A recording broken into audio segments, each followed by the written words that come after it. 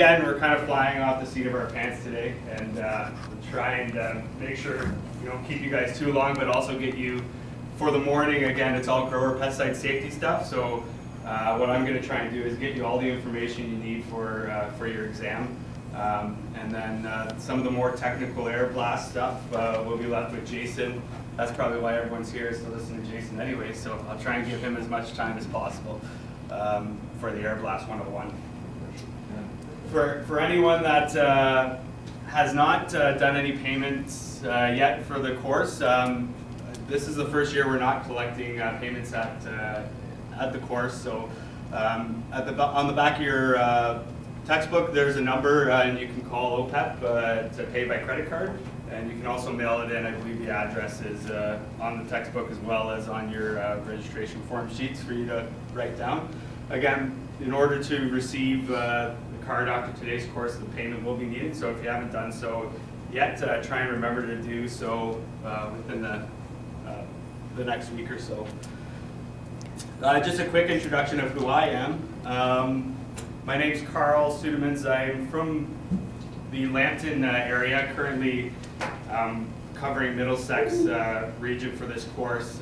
We have a corn, wheat, soybean, and sweet corn, about 200 acres just outside of Forest that I helped Dad out with. He also does hogs, but my involvement with the hogs has been fairly limited over the last few years, and he's slowly getting out of it too for good reason. I think he's had enough years of that. So after graduating, I've worked for the Ontario Federation of Agriculture as a policy analyst, and I'm currently a pesticide specialist with the Ministry of the Environment. And I've been teaching this course for, I think it's been 5 years now. So still a newbie compared to some of the other veterans doing this. But and this is my first time doing the joint course with Jason. So looking forward to this. And I seen on the registration that there's a couple of new folks, so that haven't taken the course before. So I'll go over kind of the exam, what it is to pass over here for.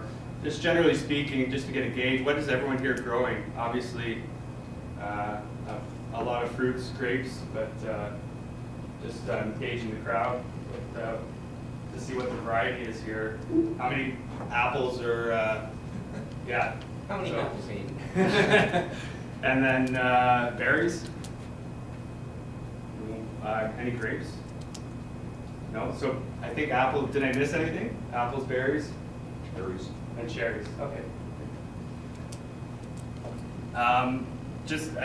My background is with field crops and field sprayer. So you'll probably notice as we go through the morning that I'll probably be learning lots from you, and maybe just as much as you'll be learning from me. So this is relatively new to me. I have some exposure and experience with it, but again, it's my familiarity is much more with the field boom sprayer than it is with some of the equipment that you're using. So I apologize in advance for that. So why everyone's here, and I'll also point out too that in the top corner here, this is going to be from the grower pesticide textbook. These numbers, and it looks like everyone's got the clear binding, so the slides are up to date with your textbook that you have. We're going to be following the page numbers on this corner, so quite often I'll flag some stuff that's important for the exam. If you have something to tag that page with, or if you're looking for more information that's not on the slide, that's the page that I'm drawing this information from. So a good tool to use for note-taking and tagging some of those flags. Tagging some of those hints that I'm dropping throughout the morning. So I'll get right into the course. Again, it's a busy day, so I'll try and get through this as efficiently as possible. So start off with the regulations and kind of what we're doing here. Anyone that's taken this course knows that after successfully completing, you get this green card. This means you're a certified farmer. This is a certification program that's put on by the University of Guelph that's required by the Ontario government. So this green card allows farmers to purchase class 2 or 3 pesticides and identifies them as a certified farmer. So certified farmers are for anyone that has on-farm workers, and they can actually get training to become an on-farm instructor. This training allows the on-farm instructor to train their staff, and their staff can become farm assistants. So it is a day training that is does have a fee to become an on-farm instructor, and it lasts 5 years. So you can train your staff for 5 years, and they are registered as a farmer assistant. Farmer assistants can also be certified as a farmer assistant by taking this course without actually writing the exam. So that's another way for farmer assistants to become certified as such. So they would receive this yellow card. And again, before handling or using any class 2 or 3, they must have their farmer assistant certification or be a certified grower. There are limitations to what assistants can do and also how they are certified. So they must be certified by, supervised by a certified farmer, be at least 16 years old, and retrain every 5 years, which is the same cycle as a certified farmer. And again, they're limited to what they may do. So they're allowed to use the pesticide, transport, measure, and apply them, but they can't be making any decisions on the farm as it pertains to pesticides. So recommending the rate, making decisions regarding the pesticide, whether it's the application, storage, calibration. Ultimately, the responsibility lies on the certified farmer, so all those decisions are made by the certified farmer. And through supervision, the on-farm instructors can help, but again, as a certified farmer, they're responsible for all the pesticides on the farm.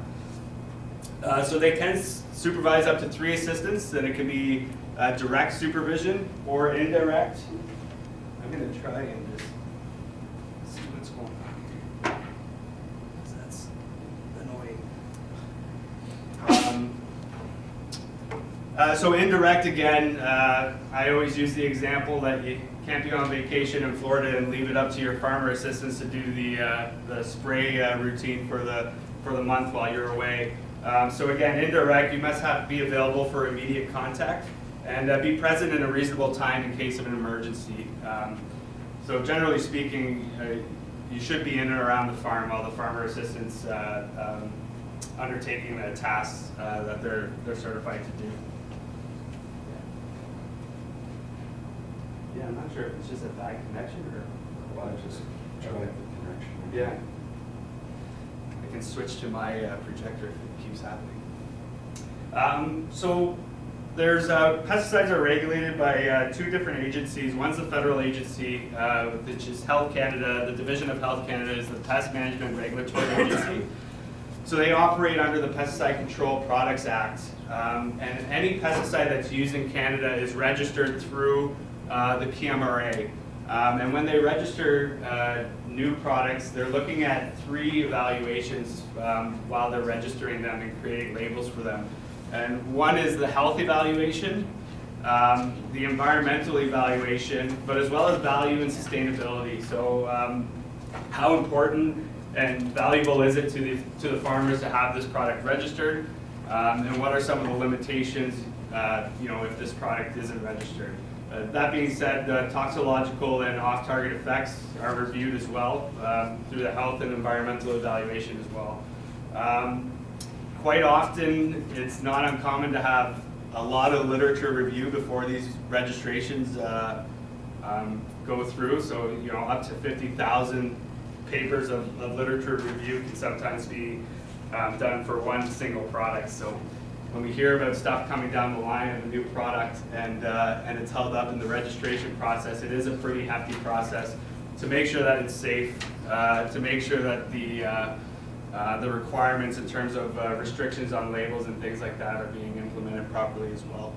They can also do special reviews on previous registered products, and with that they can update label requirements, they can deregister products. Sorry, Carl, I don't want to throw you off. Yeah. We're happy to set up the other projector while you're teaching. Sure. And then we can just quickly change your feeds and you'll. Sounds good. Yeah. Yeah, that'd be great. Yeah. You just kind of keep going and Yeah. I'll be your stagehand. Awesome. I appreciate it. It's just right here. Great, you carry on. Okay, thanks. Yeah, that is annoying.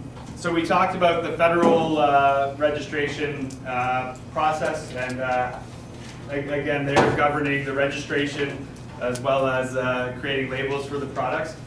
Ontario regulates, the Ontario government regulates one of many things. The first is once it's registered in the country, in Canada, it then needs to go through registration with the Ontario government through a classification process. So the manufacturer would apply for classification, and the government through a committee will actually put the product in a class, and that class will determine how it's regulated in the province and what certain requirements may be. And the main one being who can use it and what the storage requirements will be are two of the main ones that we're interested in. So in terms of who can use it, things that are identified as class 2 and 3 products, again, those are classified as 2 and 3, and that's after today what we'll be able to purchase. Those again are restricted for purchase from someone that's not licensed or certified. So the Ontario government also runs the licensing and the certification for Ontario as well. So this is a certification class. There's also exterminator license exams as well. So that's all ran through agencies such as the University of Guelph, but governed by the Ministry of the Environment, Ontario government. So again, we mentioned that the classifications identify who can use it. So you can see here that for 2 and 3, certified farmers can use that. One thing to note, and that this will be important for, I think, most exams, is that for a class 4 product, and the easiest example of what a class 4 product would be Roundup, you actually don't have to be certified, but you do have to identify yourself as a farmer in order to purchase that. So if you see a question regarding class 4 and it's on the exam, just realize that farmers can actually purchase class 4 by declaring themselves as a farmer or providing proof that they are a farmer, whether it's through their farmer organization card or AgriCorp letter. And they can also sign a declaration as well. That would be another means of showing that. We can see as we go down the classification, there's once we get past 4, there's 5, 6. And again, those are domestic products.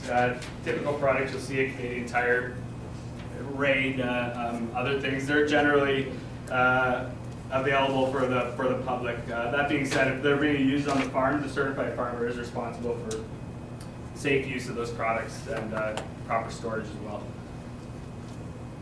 I think we're getting close, so.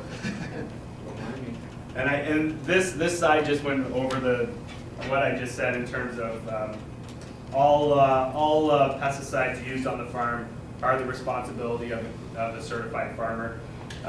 So again, that's 2, 3, 4, 5, and 6, all those products. We're getting close to a video, so I will. What I'll do is I'll keep the audio plugged I changed to the other audio feed. You're welcome to put it right back. in. The audio feed. Yeah, this is the audio feed. Okay. Oh, yeah. Well, we can try this. It's pretty.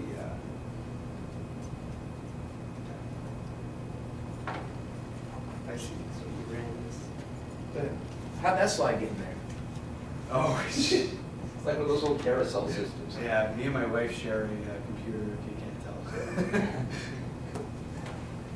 So now, what's going on? Bugger off.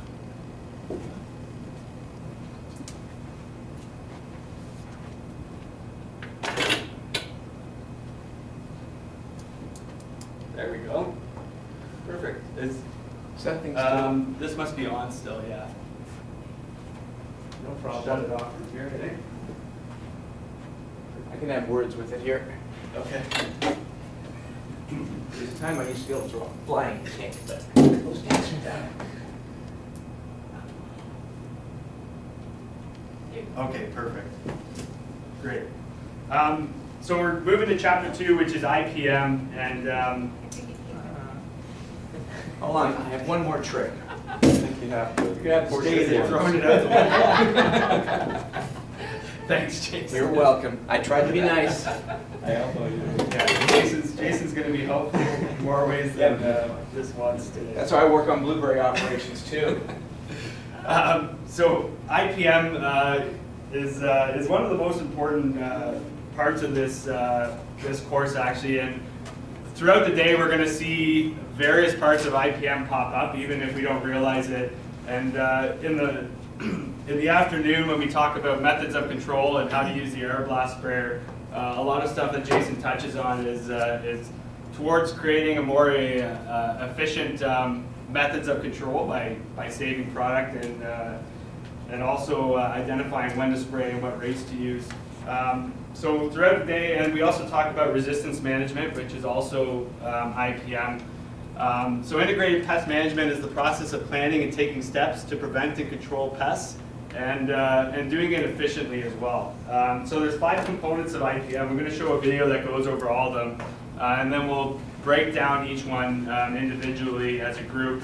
But identification, and these are kind of in chronological order throughout the season that you would use your IPM. So first you want to identify what your pest is, or also what host it might be interested in.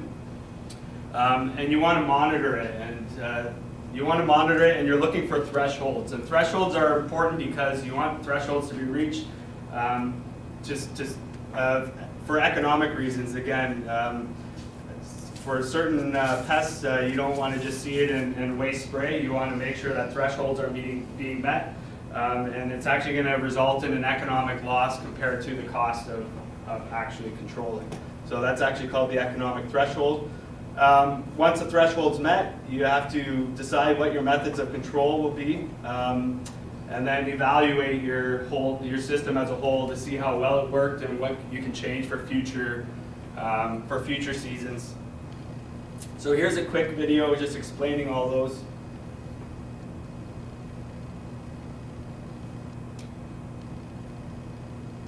Are expensive. They become less and less effective as Sorry, I'm just going to try and get the volume up. are expensive. They become less and less effective as pests develop resistance to them, and they come with some environmental and health risks. Integrated pest management, or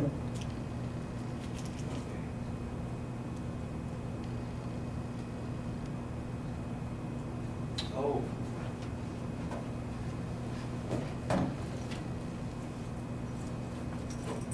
Sorry. It's been a wild morning. This should help. pesticides are expensive.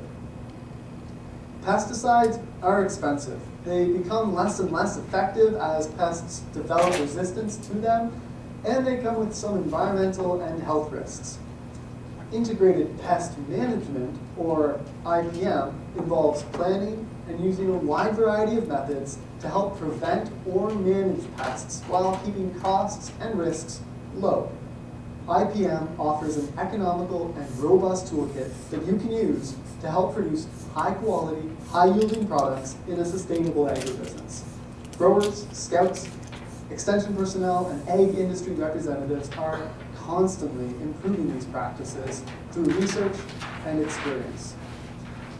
The process can be broken down into the following 5 components. Firstly, you need to identify the pest and beneficial organisms, and then find out about their life cycle and habitat.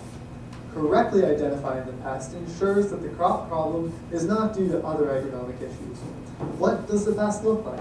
When and where is it found? For help, you can check in print publications and online, or talk to Ontario Ministry of Agriculture and Food Crop Management specialists, researchers at the University of Guelph, experienced scouts, and ag industry representatives.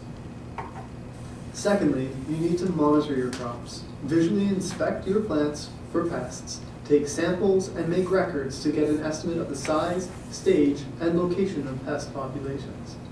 Use insect traps to help track pest development over the season and determine if and when you need to take additional action.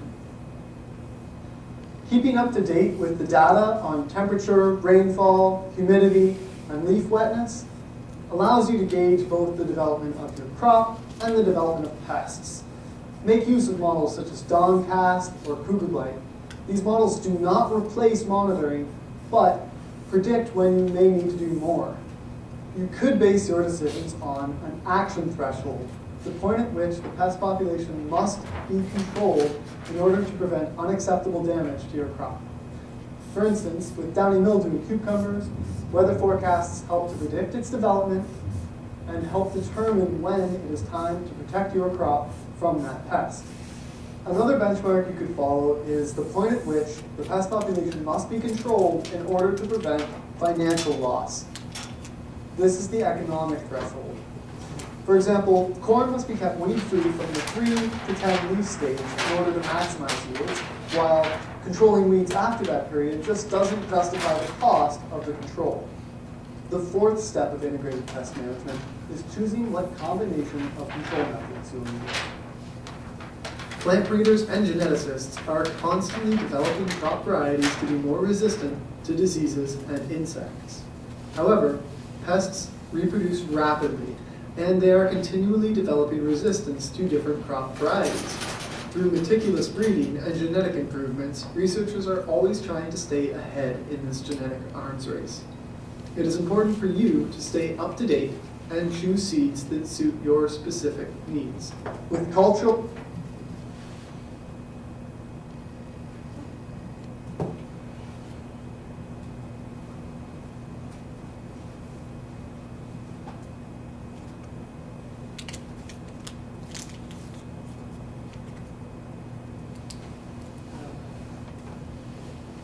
crop.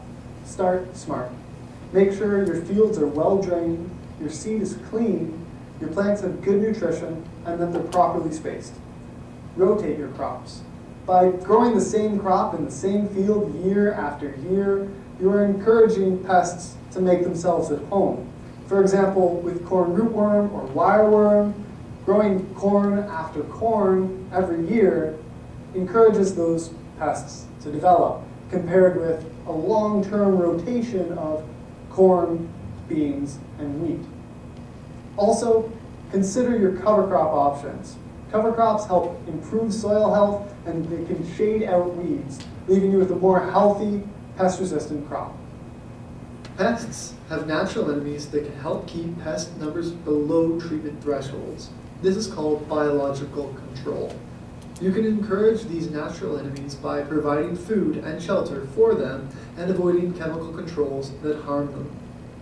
Physical controls include setting up physical barriers to keep pests away, physically removing the pest, and practicing cautious sanitation to remove the pest's habitat or food source.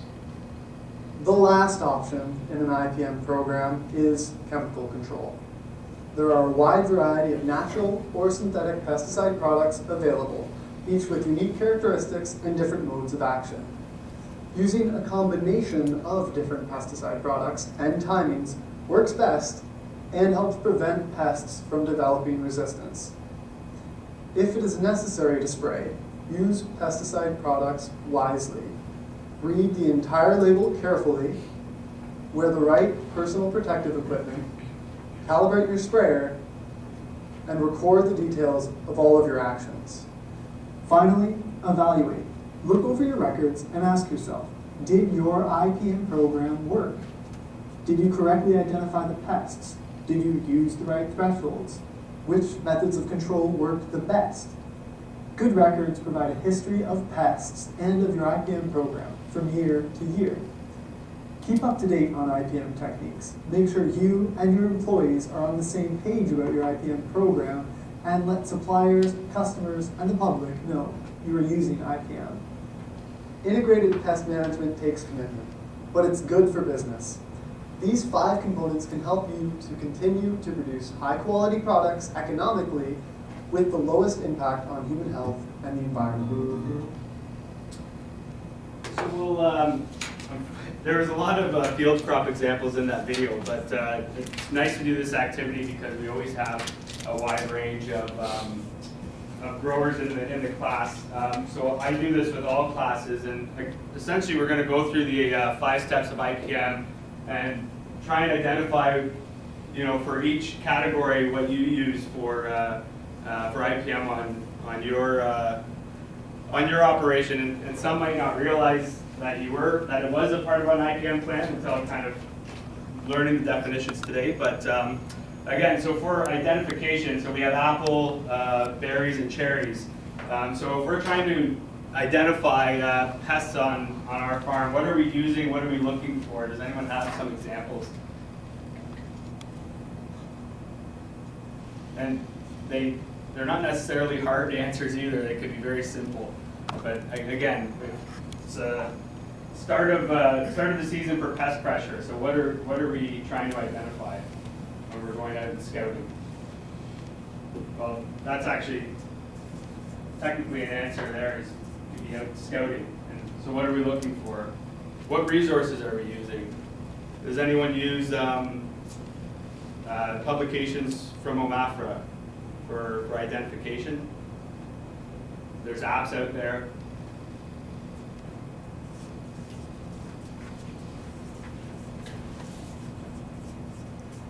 And Jason or others may know, I know some apps for identification for some field crops. I'm not aware of which ones are out there for some of the fruit crops, but needless to say, there's a lot of resources online and publications with OMAFRA and OMAFRA outreach staff. So we're trying to identify the pest physically. What do we need to know about the pest in order to properly control it? Yeah. Growth stages? Yes, growth stages. And I'll just put with that life cycle as well. One thing I learned about preparing for this course is pesticide application for insects in orchards in general. The life cycle is a pretty important thing for what chemicals you're going to use in terms of first generation pests and the second generation pests. So knowing those life cycles, knowing if they have overlapping generations or not, again, that's something that needs to be identified. We also need to identify the host as well, which again is a fairly simple answer because you guys have probably been growing what you've been growing for a long time, and you know what pests you need to look out for based on what you're growing. But you can have the alternative hosts, right? And then, Yeah, you know, yeah. So what's around your around your crop, and if that's going to attract anything as well. So that's pretty good. So monitoring. We're out. So we identified the pests, and now we're looking to monitor. So what are some things that we use for monitoring? And I'll use.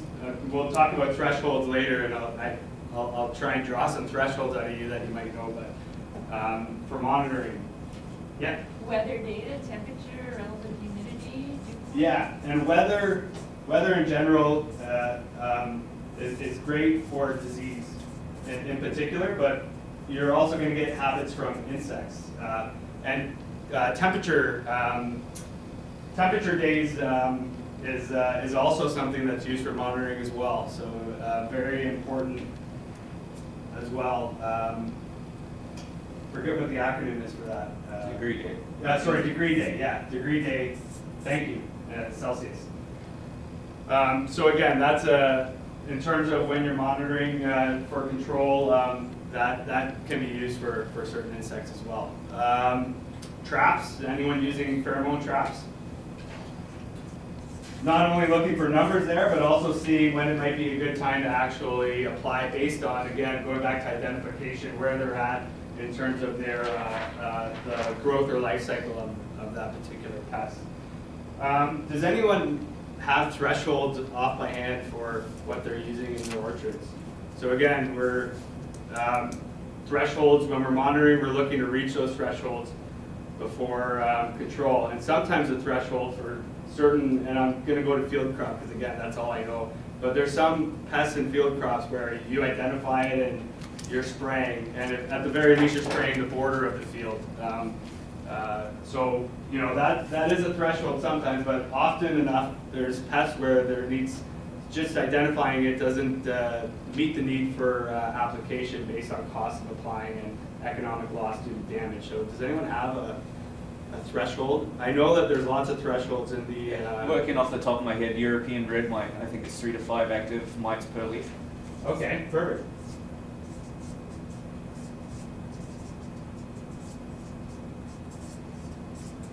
Sometimes it's egg masses too. I'm not sure for moss. Is there anyone know of an egg mass threshold? I remember reading one in the For moths, it's mainly going to be on degree day calculations. Degree day? Yeah, Okay. and then you're spraying based on a timetable and pheromone catches. So that's degree day, and then pheromone catches.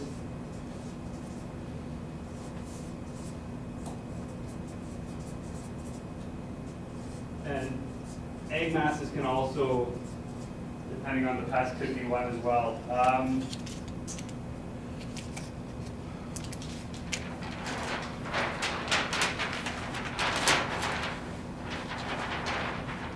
And I should mention too, the fruit, the guide to fruit, I'm trying to think of what the publication is, but 360. 360, yeah. So Pub 360 has all these thresholds in it too, or a lot of them. So again, for any aspect of this IPM, we have resources in those publications that can help us out. So I just saw a lot of thresholds in that particular publication when I was going through it. So a lot of good resources for that. So when we're talking about control, one obvious one is chemical control. Does anyone utilize other control methods on their farm? Barrier, or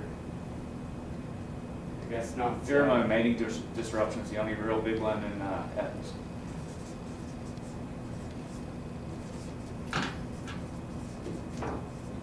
And what are you using for mating disruption? Pheromones. Pheromones? Yeah.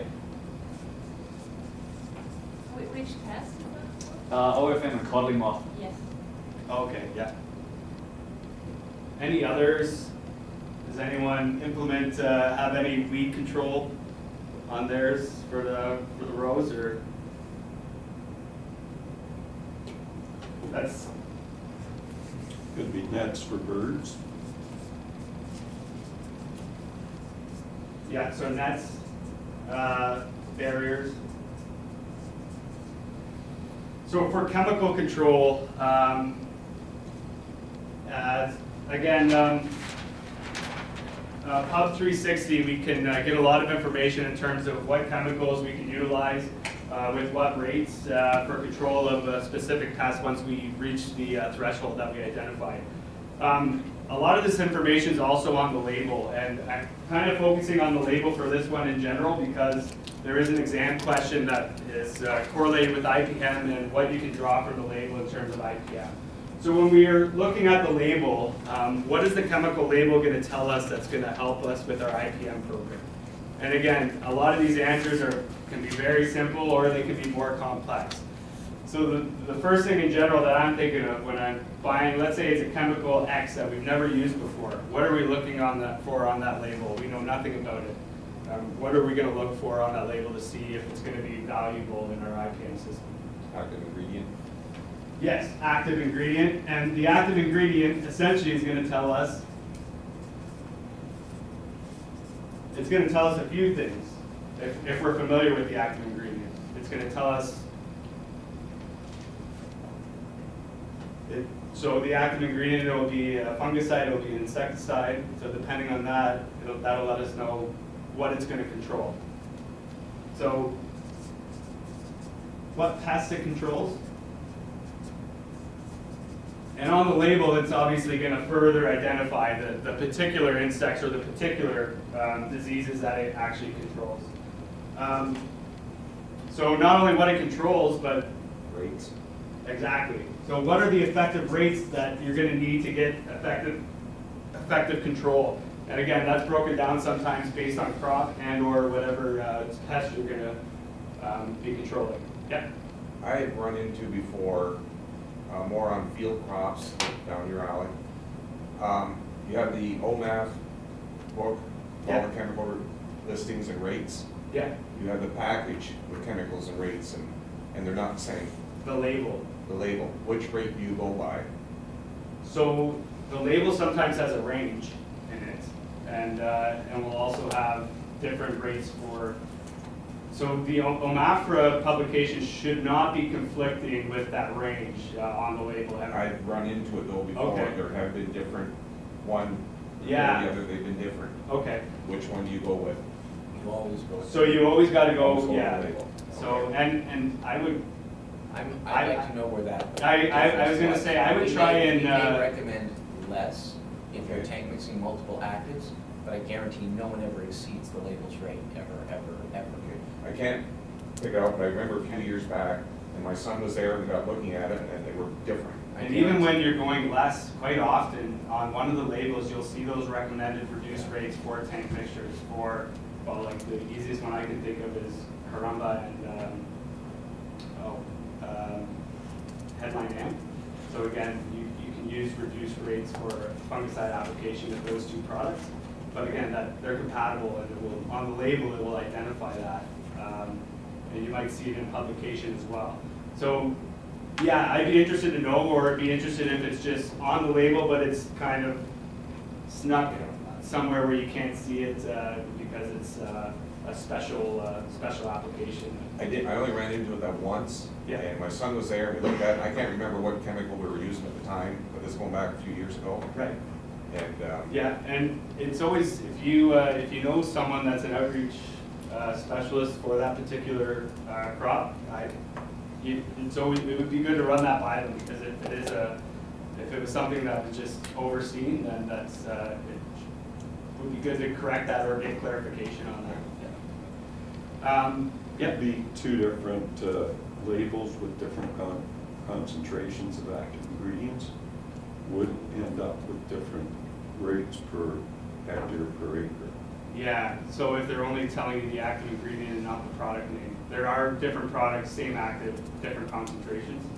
So yeah, that's a good point too. Okay. I think, yeah, they're usually good for giving you the product name in those publications, but yeah, I'd be surprised if it was something that couldn't be explained anyways. Those publications are usually pretty good. So sorry, getting back to this, and I'm going to highlight this because I'm going to put it on the around the room and we can use it for answering. But one obvious one that we did, I'm just going to speed things up here, is what crop you can use it on. Or I should say, yeah.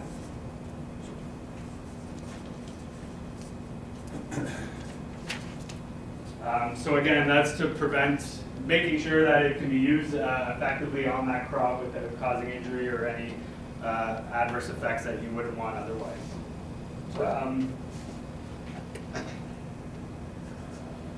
Can anyone think of anything else? Mode of action. Pardon me? Mode of action. Yes, mode of action. That's a really good one, actually.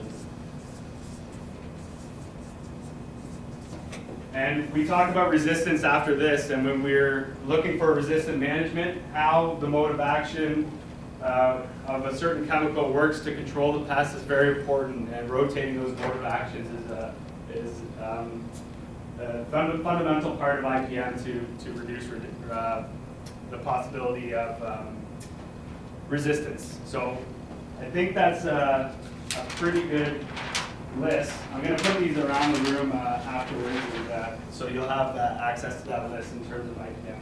So evaluating, right off the bat, records. So you know weather, data, sprayer settings.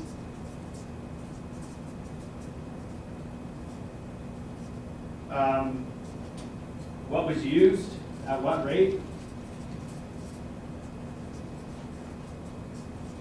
Again, when you go back and you assess, you're going to be looking at your records and you're going to try and identify, oh, maybe it was too windy that day and I didn't get the control I thought I need to apply at lower winds. Maybe my sprayer, and Jason's going to talk about a lot of this in the afternoon, of where you might be getting some escapes.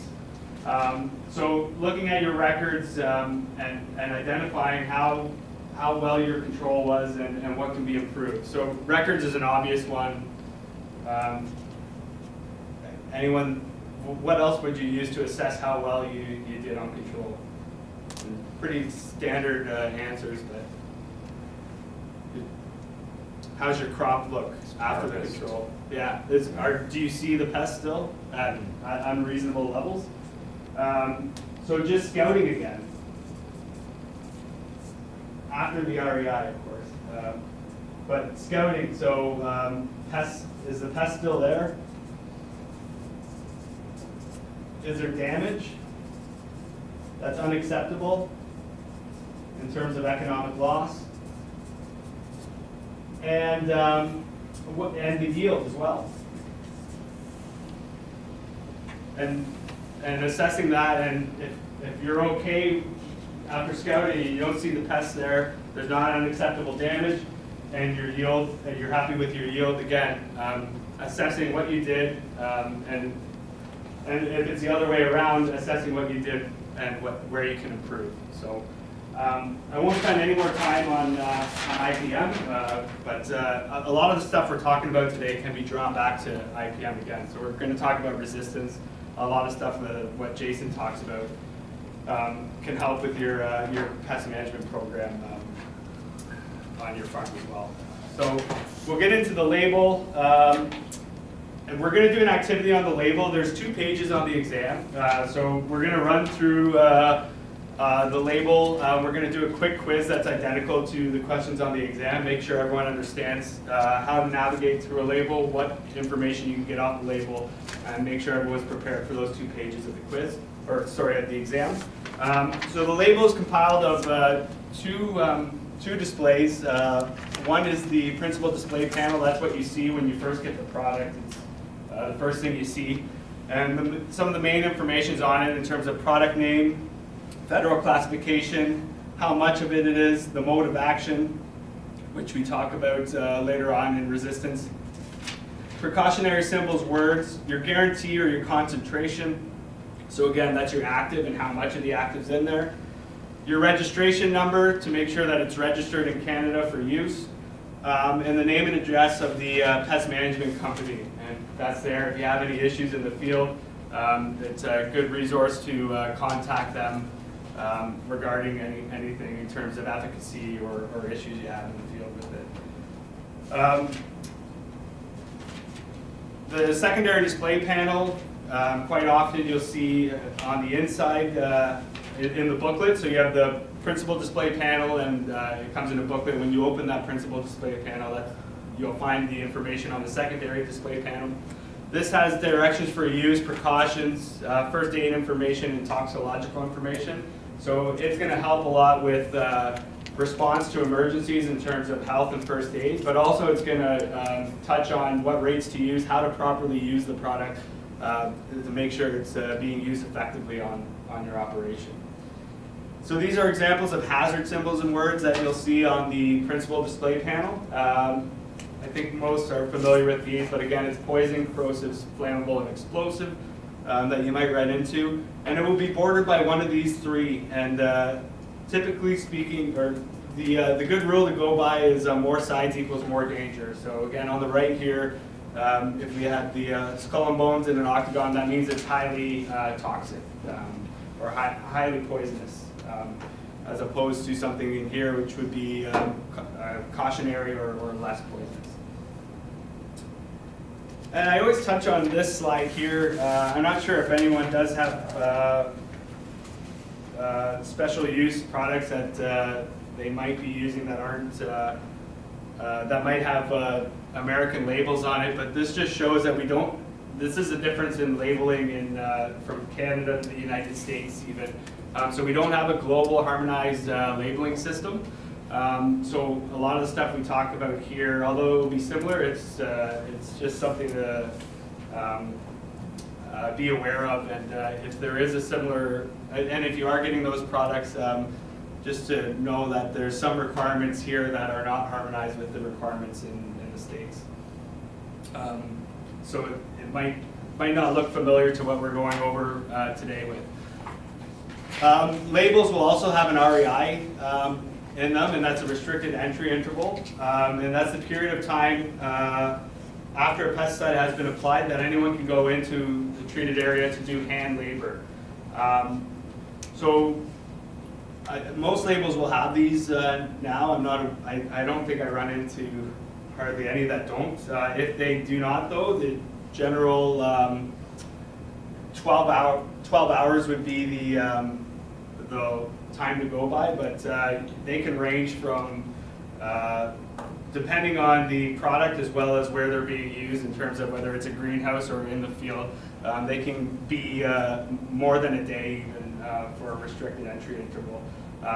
So again, in most of your fields, in terms of picking and harvesting, this would definitely apply. It would, for each product you're using later in the season, it would be important to know what the REIs are for that. Certified applicators, or certified farmers can go in after 4 hours. Again, I would only advise that if it's absolutely needed, and if doing so, you'll need to wear all the required protective equipment that is recorded on the label for mixing and loading, which is usually the more precautionary stuff. Again, I wouldn't advise that, but if absolutely needed, and usually we find that it's needed more so in a closed greenhouse setting. Quite often in field settings, there's not as much need to go out there 4 hours application and not waiting for the REI. So, for anyone that has workers on their farm or has their farm open to the public, these are I would advise. Are we still handing these out? We are selling. Yeah, sorry, Yes. that's what I meant. Yeah. But you Yeah, can that's just what I call meant. into the office and get some signs. Yeah, so, yeah, if workers are on the farm or, again, the field's close to where there may be public, this is definitely a very good, a good tool to use. Just call into the pesticide safety office, our toll-free number. Yeah, on the back of your textbook, if you call in there, you can order these signs, however many you need. Do you know what the cost is? I don't know what I is don't it. know Price either. that, I think maybe 3 for $20 comes to mind, but Yeah. it's something like that. But then we've got the kind that wipe off, right, with the, Yeah. if you want to put the re-entry time. The time on it, right? yeah. So we got the two kinds, the wipe off or just the. Yeah, great. So we are going to see re-entry intervals on the exam, so just highlighting that in the textbook and understanding what it is. Buffer zones are also going to be something that's seen on the secondary display panel, and again, this is to protect sensitive areas. Two types of sensitive areas we're going to run into are aquatic areas and terrestrial. We do an example of that on the quiz. So again, just reminding everyone that labels are updated, so it's good to keep updated the labels of products you're using frequently on your farm and reading through them as well, just to make sure you know all the requirements and all the restrictions as well. And of course, if you're using a new product, reading the label as well, because the information, not just information about safety, environmental and health safety, but how to effectively use the product will be on that label. And these labels can be they can be found on the pesticide manufacturer website. So for example, if it's a Syngenta product, if you go to syngenta.ca, they'll have a tab on there that shows all their products, and you'll have access to a PDF of all their labels, and you can find which product you're looking for. Again, sometimes on the containers, these labels come in little booklets. You almost need a magnifying glass to read them. So downloading the PDF, printing them off, highly suggested. You get a nice 12 font and easy to file and easy to read. You can also go to the PMRA label search website, and you can, through product name, registration number, you can look up the labels as well and download the PDF there as well. So you can also get the safety data sheets from the pesticide manufacturer websites as well. So they'll have a tab for both the label and the safety data sheet. The safety data sheet is going to touch on all things health hazard, personal safety, and environmental protection. So the things that are missing from the SDS sheets are again, how to effectively use it on your farm for efficacy's sake. Again, this is going to be very limited to just talk about health hazards, toxicological information, personal safety, environmental protection. So that's a safety data sheet. Formulations, I would flag page 64 and 65, I believe, or just 63 to 65 when it talks about formulation. This is a very commonly confused question on the exam. And again, the pesticide formulation is just the chemical makeup of the product that you're receiving in the container. They come mainly in 3 phases: solid, liquids, and gases. And again, they're formulated this way because of the application or the end use of the product and how it's going to collaborate with tank mixes, as well as the equipment that's being used, as well as the pest that is targeting it on the crop. So important to know this, obviously, based on what equipment you're using and what you're using it for. So some examples of solids are dry flowable. Liquids, sometimes they'll just state liquid and not further elaborate. But emulsifiable concentrate solutions are also types of liquid, and fumigates is a type of gas. And then live organisms is also there. So when you see formulation on the exam, flip to page 63. That'll let you know what you're looking for. When looking for the formulation on the label, again, it's not asking you if it's a herbicide or an insecticide. It's rather the state that the chemical's in terms of whether you're getting it in a liquid or solid. And furthermore, it could be a type of liquid or solid. Adjuvants are a substance added to a pesticide spray tank for formulation to improve the effectiveness of the active ingredient. So it may be a surfactant, which allows it to stick better. It may help increase or decrease evaporation, create a more uniform spray, increase absorption into the plant, or be a penetrant. A lot of oils, adjuvants will do that, and also make